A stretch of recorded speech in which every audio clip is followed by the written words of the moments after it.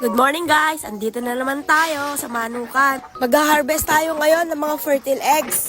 Alam nyo ba kung anong sikreto namin kung bakit marami ang itlog araw-araw? Kung gusto mong malaman, panoorin mo hanggang dulo. Pero bago yan, tara, samahan nyo ako mag-harvest. Alam nyo ba na ang itlog ng Rhode Island Red ay kulay brown? Yes, kulay brown ang itlog ng Rhode Island Red. Hindi porket kulay brown ay tatawagin nating organic eggs. Matatawag lang nating organic egg ang isang itlog kung puro organic ang kinakain ng manok. Kaya yung mga lumalabas sa mga bentahan na organic egg daw yung brown egg, ay pag-isipan nyo guys. Sabi ko nga, hindi lahat ng brown na itlog ay organic egg. Kailangan ang manok ay kumakain ng 100% na organic. Gaya ng damo, ng azola, ng duckweeds, ng mulberry at ng iba pang pwedeng ipakain na organic. O ngayon, alam nyo na, huwag masyado nagpapaniwala. Hindi naman sa sinisiraan ko yung mga nagbebenta sa Facebook guys ng organic eggs ha. Mahirap kasi makapag-produce ng organic egg. Kaya kung binibenta nila ng 8 pesos lang ang isa niyan, sus, magtaka na kayo. Gaya nung nagbebenta lang, Penoy, 3.20, organic Penoy, luto na.